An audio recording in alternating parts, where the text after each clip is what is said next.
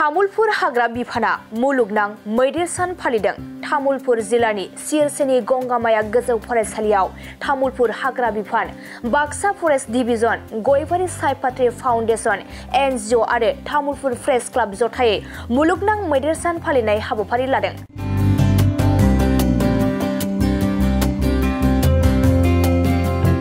बुहुमनां मैदेर सानखौ 2012 मायथाइयाव गिबियाव थाइलेन्ड हादोराव 12 आगस्ट खालाराव फालिजेनदोंमोन। थांनाय मेनि सानाव मुलुगनां मैदेर सान फालिनाय हाबाफारियाव बिफां फुलि गायनाय हाबाफारिबो लायो आरो बे बिफां फुलि गायनाय हाबाफारिखौ मावफुंनानै होयो बिटिआरनि मावफुं सोद्रोमा धर्मनारायण दासआ।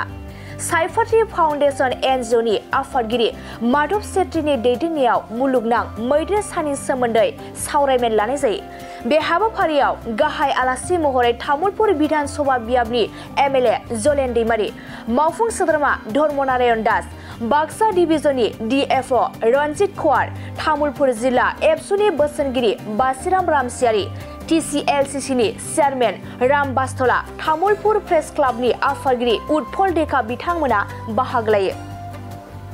খুব ভাল পদক্ষেপ লৈছে। বিশেষকৈ আমাৰ হিউম্যান এলিফেন্ট কনফ্লিক্টৰ ওপৰত আজি বিভিন্ন আলোচনা হৈছে। আমাৰ বিশেষকৈ সুৰপাৰা এই অঞ্চলত আয়োজন কৰাৰ কাৰণে ধন্যবাদ জনাইছোঁ, কাৰণ এইটো অঞ্চলটো বেছিকৈ অসুবিধাত পৰে। বিশেষ সময়ত যোৱাকালিও দুজন মানুহ তেনেকুৱাকৈ অসুবিধা হৈছে, তাত কেইদিনমান আগতো এটা ঘৰ ভাঙিছে। তো এইটো অঞ্চলত আক্ৰমণৰ সংখ্যাটো বেছি হয়, তাৰ কাৰণে এইটো অঞ্চলত আজি এই মিটিংটো ৰখা হৈছে। আৰু মানুহ আৰু হাতীৰ সংঘাত যাতে নহয়, কম কৰিব পাৰি, তাৰ উপায় কি কি আছে এই বিষয়ে আলোচনা কৰা হৈছে। আৰু এটা কমিটি আমি গঠন কৰি দিছোঁ এইটো অঞ্চলত। যেতিয়া সেই কমিটিখিনিয়ে যেতিয়া হাতী সোমাই গাঁৱত তেতিয়া কি কৰিব লাগে সেই বিষয়ে আমি ট্ৰেইন আপ কৰাওঁ আৰু ফৰেষ্টক ইনফৰমেশ্যন দি কিনে আমি হাতীটো কোনপিনে সোমাইছে, কেনেকৈ হাতীটো গাঁৱৰ পৰা ওলাই দিব পাৰি এই বিষয়ে আলোচনা কৰা হৈছে। তো আৰু আমাৰ মাজত আজি এমএলএ মহোদয় উপস্থিত আছিলে, টিচিএলচি চেয়াৰমেন মহোদয় উপস্থিত আছিলে। ভাল এটা পদক্ষেপ।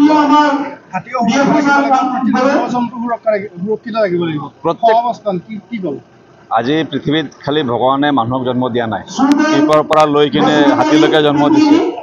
কিমান জীৱ অনুজীৱ আছে তাৰ কোনো সংখ্যা আমি ক'ব নোৱাৰোঁ। তো আমিও যাতে কোএক্সিষ্ট কৰিব পাৰোঁ, আমিও জীয়াই থাকিব লাগে আৰু অন্য জীৱ জন্তুও জীয়াই থাকিব লাগে। তাৰ কাৰণে মেইন পদক্ষেপটো মানুহৰে হয়, দায়িত্ব। মানুহে যদি ভালকৈ দায়িত্ব লৈ কিনে গোটেইখিনি কাম ঠিককৈ কৰে, তেতিয়াহ'লে মই ভাবোঁ যে আমাৰ এইটো পৃথিৱীত বাচি থাকিবৰ কাৰণে একো অসুবিধা নহয়। আজি বিশ্ব হস্তী দিৱস। আমি তামোলপুৰ জিলা প্ৰশাসন লগতে আমাৰ বাক্সা ফৰেষ্ট ডিপাৰ্টমেণ্ট লগতে আমাৰ বিভিন্ন এনজিঅ আৰু আমাৰ তামোলপুৰ প্ৰেছ ক্লাবৰ উদ্যোগত গংগামায়া হাইস্কুলত এখন এৱাৰনেছ কেম্পেইন ইয়াত কৰা হৈছে। এই এৱাৰনেছ কেম্পেইনত আহি উপস্থিত থাকি মই যথেষ্ট উৎফুল্লিত হৈছোঁ। ৰাইজে যথেষ্টখিনি সঁহাৰি আগবঢ়াইছে আৰু আমি আজি ইয়াত হাতী মানুহৰ সংঘাতটো কেনেকৈ আমি নাইকিয়া কৰিব পাৰোঁ, ইয়াৰ কাৰণে আজি ইয়াত বিতংভাৱে আলোচনা কৰিছোঁ। ৰাইজে কেনেকুৱা সচেতন হ'ব লাগে, কাৰণ তামোলপুৰ অঞ্চল হাতী মানুহৰ সংঘাত প্ৰায়ে ইয়াত হৈ থাকে। যোৱা 2022ৰ পৰা যদি আমি চাব যাওঁ, 2024ৰ আজি 12 আগষ্টত লাগি আমাৰ 19জন ব্যক্তিয়ে ইয়াত প্ৰাণ গৈছে, য'ত কিছু ষ্টুডেণ্ট আছে, কিছু গাঁৱৰ ৰাইজ আছে। তো আমি আশা ৰাখিছোঁ যাতে অনাগত দিনত তামোলপুৰত আকৌ হাতী মানুহৰ সংঘাতত যাতে কোনো ব্যক্তি প্ৰাণ নাযায়, ইয়াৰ কাৰণে ইয়াত আজি ডিছকাশ্যন কৰা হৈছে। মই অসমৰ আমাৰ সন্মানীয় ফৰেষ্ট মিনিষ্টাৰক অনুৰোধ জনাব বিচাৰিছোঁ, তামোলপুৰ সমষ্টিটো যাতে স্পেচিয়েলি তেখেতে নজৰ দিয়ে হাতী মানুহৰ সংঘাতটো নিৰ্মূল কৰাৰ কাৰণে। কাৰণ আজি ইয়াৰ 19জন ব্যক্তিৰ প্ৰাণ গৈছে। আমি চৰকাৰৰ তৰফৰ পৰা তেখেতসকলক যি 4 লাখ টকা যি পাব লগা আছে, এই পইচাটো প্ৰদান কৰিছে যদিও আমাৰ যিহেতু আমি প্ৰাণ ৰক্ষা কৰাটো ইয়াত যথেষ্টখিনি প্ৰয়োজন হৈছে। ইয়াৰ কাৰণে আশা ৰাখিছোঁ অতি সোনকালে আমাৰ মন্ত্ৰী ডাঙৰীয়াই ইয়াৰ কাৰণে কিছু ব্যৱস্থা ল'ব বুলি মই তেখেতক আপোনালোকৰ জৰিয়তে মই অনুৰোধ জনাইছোঁ। মই আমাৰ বন বিভাগক মই অশেষ ধন্যবাদ জনাইছোঁ, অসমৰ মন্ত্ৰী ডাঙৰীয়াক মই ধন্যবাদ জনাইছোঁ। বিটিআৰৰ আমাৰ ফৰেষ্ট EM ৰঞ্জিত বসুমতাৰী ডাঙৰীয়াকো মই ধন্যবাদ জনাইছোঁ আৰু মই NGO সকলক অশেষ ধন্যবাদ জনাইছোঁ চৰকাৰৰ লগত তেখেতসকলে সহযোগিতা কৰি আজি তামোলপুৰ সমষ্টিত যথেষ্টখিনি গুৰুত্বপূৰ্ণ ভূমিকা পালন কৰি আছে ইয়াত বহু ল'ৰাবিলাকে বহুত ব্যক্তিয়ে আজি NGOৰ কাম কৰিছে যি NGOয়ে আজি মানুহক হাতীৰ আক্ৰমণৰ পৰা তেখেতসকলে ৰক্ষা কৰাৰ কাৰণে সক্ষম হৈছে আৰু দিনে ৰাতি কষ্ট কৰিছে এই ল'ৰাবিলাকক মই যাতে অনাগত দিনত তেখেতসকলৰ কাৰণে চৰকাৰীভাৱে কিবা ব্যৱস্থা কৰাৰ কাৰণে মই মন্ত্ৰী ডাঙৰীয়াক অনুৰোধ জনাইছোঁ बेनि थाखाय आं गासै जोंनि बुहुमनि मानसि माहारिनि अननाय मोजां मोननाय जासिहरदों आं लोगोसे आरो गसाइनाव आरज गाबदों जों मानसि माहारिया जेरै दङ थांनानै थिग बेबायदियैनो मैदेरजों लोगोसेनो जिब जुनारफ्राबो थांनानै थाथों आं बेनि थाखाय गसाइनि सेराव आरज गाबदों नंगौ दिनै बुहुमनां मैदेर सान बेखौ 2012 मायथाइनिफ्रायनो बे बुहुमनां जा मैदेर सान बेखौ खुंबोगासिनो दङ गाहायै जिबायदिहाय जोंनि बुहुमाव मैदेरा बांबोगासिनो दङ जिखिनि ओनसोलफोराव मैदेरा दङ थाइलेण्ड बा जोंनि इन्डिया बा नेपाल ओरै जेराव मैदेरफोरा दङ बे मैदेर थानाय जायगाफोराव नैबे बेखौ फालिबोगासिनो दङ आरो जा हक मैदेरा बांबोगासिनो दङ बेनि थाखाय जोंनि जि सुबुं अनजिमा बांनाय लोगो लोगोनो जिबायदिहाय जों मैदेर थानाय जायगाफोरखौ जों जिबायदिहाय दिनै माने जों आवग्रिनो लादों जोंनि मानसि माहारिया बे जाहोनावनो माने गोबां मैदेरजों मानसिजों लोगोसे जों गोबां खंहात जानो गोनां जादों बा दाङाबाजि जानो गोनां जादों बेफोरनि सायाव एवारनेस होनो थाखाय नैबे बेफोरबायदि प्रग्रामखौ खुंबोगासिनो दङ दिनै जोङो जोंनि तामुलपुर फरेस्ट रेन्जनि आन्डाराव बे नाग्रिजुलिनि सेरावनो बे सुवारपुर होननाय जायगानि जा गंगामाइ हाई स्कुल नैबेवहाय जोङो दिनैनि जा बुहुमनां मैदेर सान बे प्रग्रामखौ लादों बेजों लोगोसेनो जोङो एवारनेस प्रग्रामबो लाफादों सांग्रांथि मेलबो जों लाफादों जों माबायदिहाय मानसि आरो मैदेरजों जि दाङाबाजि जों बेखौ इसेब्लाबो जों माने रैखा खालामनो हागोन बेखौ जों स्टुडेन्टफोरनि गेजेराव फोरमायनानै होदों दिनै जोंहा बेवहाय आलासि महरै नुजाथिफैनो हादोंमोन जोंनि तामुलपुरनिनो MLA जलेन दैमारि सार लोगोसे नाग्रिजुलिनि EM धर्मनारायण दास सार लोगोसे जोंनि DFO जोंनि बाक्सा डिभिजननि आरो लोगोसे गोबां गोरों गोरा सुबुं बिथांमोनाबो बेवहाय बाहागो लादोंमोन जा हक आं नैबेखौनो फोरमायनो खावलायनो लुबैयो माने जोंहा जेरै मानसि माहारिया थांनानै थानो मोन्थाय दङ नैबे बुहुमाव थिग बेबायदिनो जिब जुनारफोराबो मैदेर बा जायखिजाया जिब जुनारफोराबो थांनानै थानांगौ बा बिसोरखौ जोङो अननांगौ अननो रोंनांगौ अब्लासो जोङो बिसोरनिफ्रायबो जों अनफिननाय मोनगोन बेखौ फोथायनाय दङ बेखायनो दिनैनि जि जोंनि मिटिंनि उद्देश्य बा एवारनेसनि उद्देश्यआ मेनलि बेखिनियानोमोन नंगौ मैदेरा दिनै बारायनायाव बारायलांगासिनो दङ नाथाय आं बेनि दायखौ नोंथांमोना मोनथिखागौ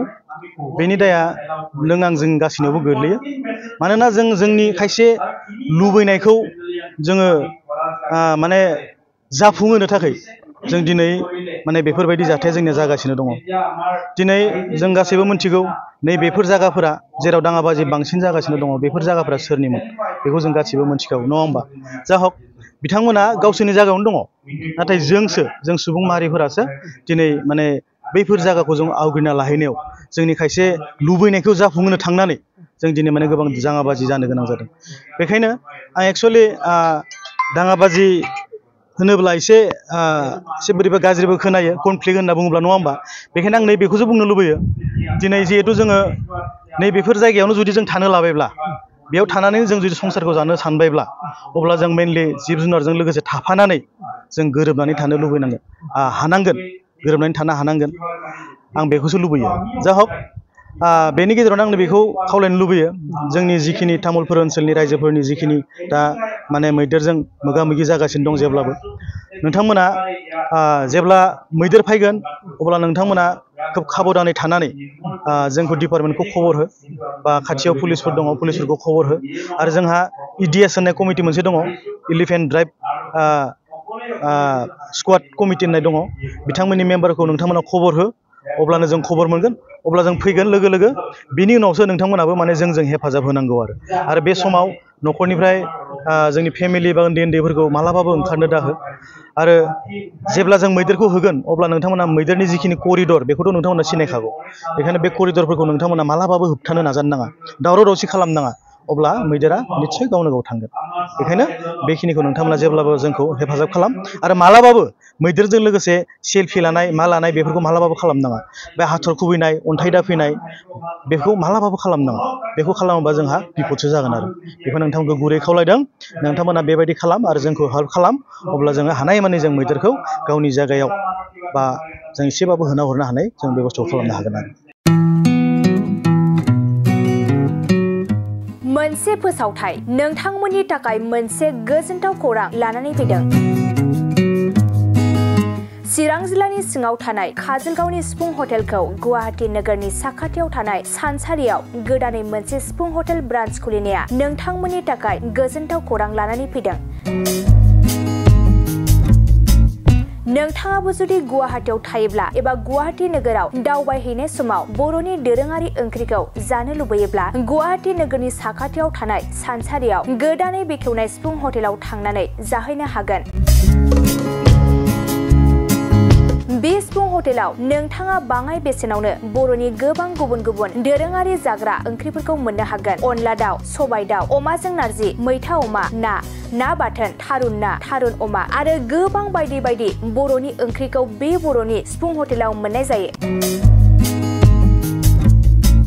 सोरबाफोर जुदि बे सिफुं हटेलाव बर'नि संनाय खावनायखौ जानो थाखाय सिगांग्रो अर्डार हरनोब्ला नैबे 9864747796 9954772037 जामबुं नम्बराव कल खालामनानै बुकिं खालामहरनो हागोन